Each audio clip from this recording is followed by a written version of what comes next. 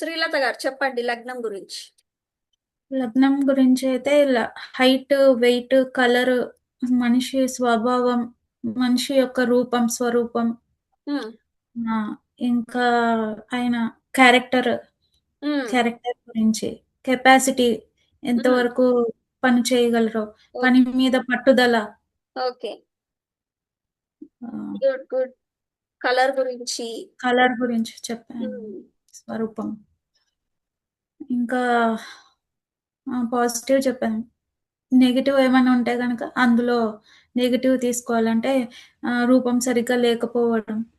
అదే ఇక ఉమ్, లగ్నాధిపతి నీచపడ్డ, నుంచి వక్రించిన, కొంచెం. అస్తంగతమైన ఇలాంటివి. ఉమ్, లేదా విశాఖ నక్షత్రంలో ఇలాంటి ఏవైనా గండాంతర నక్షత్రాల్లో పడ్డా ఉమ్, కొద్దిగా ఆ, ఇలాంటివి ఏదైనా మైనస్ అయ్యే అవకాశం ఉంటుంది. ఎదుగుదల లేకపోవడము, రూపురేఖలు ఉమ్, బాగలేకపోవడము, ఉమ్. ఇలాంటివి మనం చూడొచ్చు. లేదా లక్షణాలు సరిగా లేక పూర్ణచంద్రుడు అంటే మంచిగా అందంగా ఉంటారు, శుక్రుడు ఉన్న ఉమ్, అందంగా ఉంటారు. ఉమ్. పూర్ణచంద్రుడు, శుక్రుడు. శుక్రుడు కళలు. ఒకవేళ లగ్నంలో ఉంటే బాగుంటుంది, అంతే కదా. లగ్నంలో కళలు. ఉంటే అందంగా ఉంటారు. ఆ, ఉమ్, కళలు, పాండిత్యము, ఉమ్. వాటి మీద అవగాహన. అవగాహన ఉంటుంది. ఓకే. ఉమ్, ఉమ్.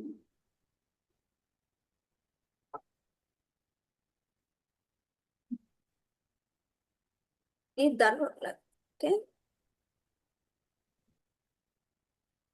ఇక్కడ పంచమాధిపతి ఎవరు? కుజుడు. కుజుడు వచ్చి లగ్నంలో కూర్చున్నాడు. ఇప్పుడు ఈయన వ్యక్తిత్వం గురించి చెప్పండి. అధిక ఫిఫ్త్. కోపం. ఉమ్. కోపం. పంచమాధిపతి పంచమ స్థానం ఏం తెలుపుతుంది? పంచమ స్థానం సంతానం గురించి తెలుపుతుంది. అది చెప్పలేము కదా ఇక్కడ లగ్నంలో కూర్చుంటే. ఆ, ఉమ్. భానుగారు చెప్పగలరా? ఫిఫ్త్ లార్డ్ ఇన్ లగ్నం ఏంటండి? అంటే బాగా, అంటే ఎలా చెప్పాలి, ఐదవ స్థానాధిపతి వచ్చి లగ్నంలో కూర్చున్నప్పుడు చాలా అదృష్టం కలిసి వస్తుంది. డబ్బులు బాగా సంపాదిస్తారు. ఉమ్. ఎందుకలా? ఫిఫ్త్ చెప్పాలి. ఎందుకు ఎందుకు డబ్బులు సంపాదిస్తారు బాగా? ఫిఫ్త్ ప్లేస్ ఏంటిది? ఆ ఫిఫ్త్ ప్లేస్ ఉమ్. కోణస్థానం కదా. కోణస్థానం.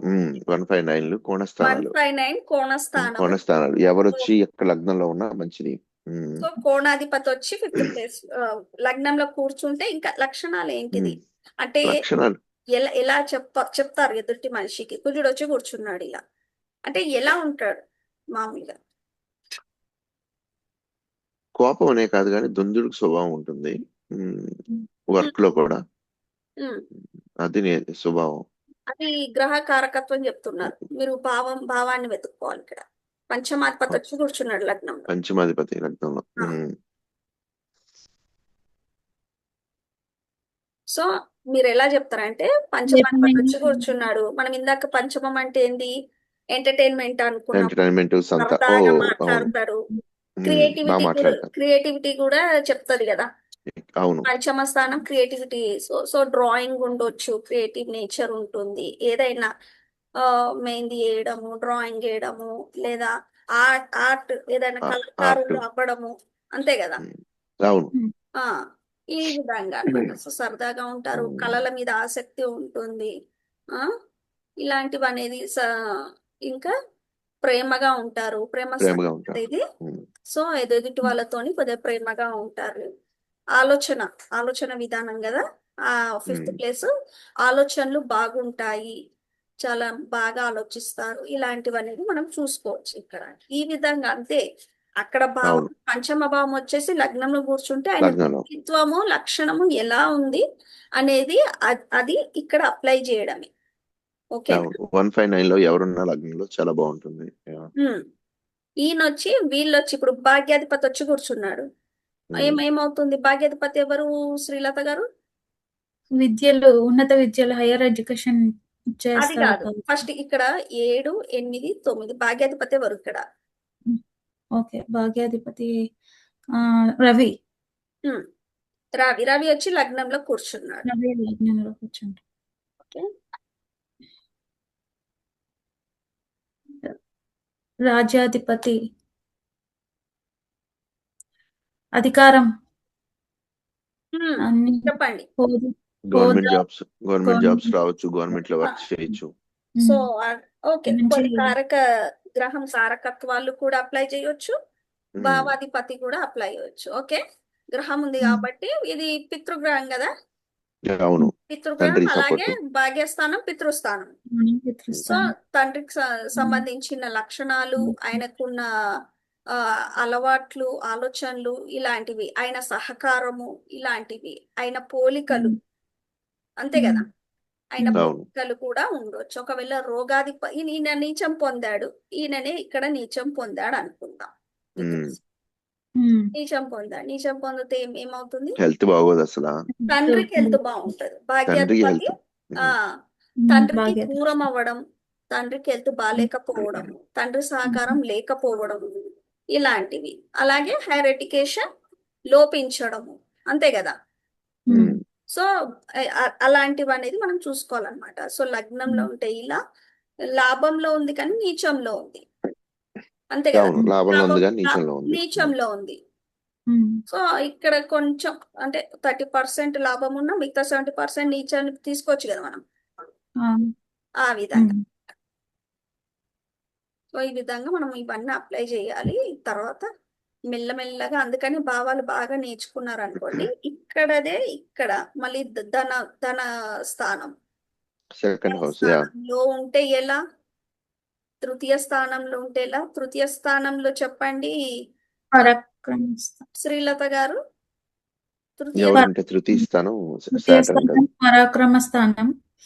సోదరులు అన్నదమ్ముల మధ్య సఖ్యత లేదా నీచంగా ఉంటే గొడవలు. ఓకే, ఇక్కడ కారణం ఏ ఏ గ్రహాలు ఉంటే బాగుంటుంది తృతీయంలో? కుజుడు అంటే బానే ఉంటుంది. తృతీయంలో ఇక్కడ కుజుడు. వచ్చేసి అక్కడ వచ్చి సాటర్న్. శని, నైసర్గిక పాపగ్రహాలు ఉంటే బాగానే ఉంటుంది కదా, బాగానే ఉంటుంది నైసర్గిక పాపగ్రహాలు. బాగానే ఉంటుంది. అలాగే భావాలు కూడా తీసుకోవాలి, ఓకేనా. సో భావాలు కూడా, పంచమాధిపతి వచ్చి తృతీయంలో ఉంటే బాగుంటుందా? బాగోదు, మైనస్. బాగోదు. అంతే కదా, కోణాధిపతి వచ్చి తృతీయంలో కూర్చోకూడదు, ఓకేనా. 368 లో ఒకళ్ళు అదే ఎవరు కూర్చున్నా బానే ఉంటుంది.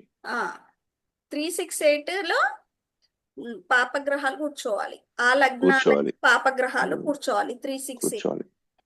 అంతే కదా. 10, అవును. 11 కూడా ఉంటుంది, 11, 10 కర్మస్థానం, అక్కడ కోణాధిపతులు కూర్చుంటే బాగుంటుంది. సో ఈ విధంగా మీరు చూడాలన్నమాట. లగ్నాధిపతి అంటే ఇక్కడ వచ్చేసి నీచం పొందాడు, తర్వాత ఉచ్చ స్థితిలో ఉంటే ఏ విధంగా ఉంటుంది. ఇప్పుడు ఈ లగ్నానికి అష్టమాధిపతి ఎవరు? మూన్, చంద్రుడు. చంద్రుడు. ఈయన పాప ఎగ్జాల్ట్ అవుతాడు అక్కడ, ఉచ్చస్థితి పొందుతాడు అక్కడ. ఉచ్చస్థితి. సరే, ఉచ్చస్థితి పొందుతాడు కానీ లగ్నానికి చంద్రుడు పాప కాదా? పాపే, 6th house. 6th eighth house కాదు, మామూలుగా ధనుసు లగ్నానికి లగ్నానికి చంద్రుడు శుభుడే. శుభుడు. సరస్వతి గారు ఓకే, లేట్ అయిందండి. కొంచెం ఓకే, ఈయన అష్టమాధిపతి కదా, అష్టమాధిపతి పాప్య, శుభుడా నాకు కావాలి.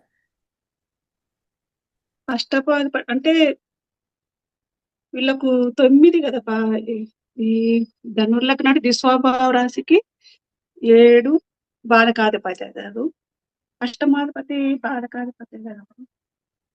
చిన్న కన్ఫ్యూజన్ ఉంటుంది. సో ఇక్కడ వచ్చేసి మీకు రవి చంద్రులు ఇద్దరికి ఏకాధిపత్యం మాత్రమే ఉంది, అంటే ఒక 1 హౌసే ఉంది, అవునా. సో ఈ ఏకాధిపత్యం చేత వీళ్ళు ఈ లగ్నాల వారికి పాపులు కాదు. ఎవరికి? ధనుర్ లగ్నం వారికి చంద్రుడు పాపి కాదు, మకర లగ్నం వారికి రవి పాపి కాడు. ఎందుకు? ఏకాధిపత్య దోషం వల్ల, ఓకేనా. ఒక్కొక్క హౌస్ ఉంది కాబట్టి మకర లగ్నం కుంభ ఈ లగ్నానికి కూడానా? రాశి ఓన్లీ మకర. అష్టమాధిపతి కదా ఇక్కడ రవి. అర్థమైంది. మకర లగ్నానికి ఉమ్, అష్టమాధిపతి రవి. అష్టమాధిపతి కనుక ఏకాధిపత్యం చేత వీళ్ళు పాపులు కారు. ఓ ఓకేనా? ఉమ్. అంటే మకర లగ్నానికి ధనుర్ లగ్నానికి మటుకే వీళ్ళు వస్తారు, రవిచంద్రులు వస్తారు కాబట్టి ఆ, 8వ వస్తారు. అష్టమాధిపతి కదా, అష్టమాధిపతులు అందుకనే అంటే తక్కువగా బాధిస్తారు. ఇప్పుడు ఈ అష్టమాధిపతి ధనుర్ లగ్నానికి పంచమంలో వచ్చి కూర్చున్నాడు. ఓకే, ఏం చెప్తారు సరస్వతి గారు? పంచమంలో ఉంటే పంచాంగం మంచిదే కదా మేడం, మనస్సుకి సంబంధించినది. అష్టమాధిపతి వచ్చి కూర్చున్నాడు, కానీ అష్టమాధిపతి మైనస్ చెప్పాలి నాకు.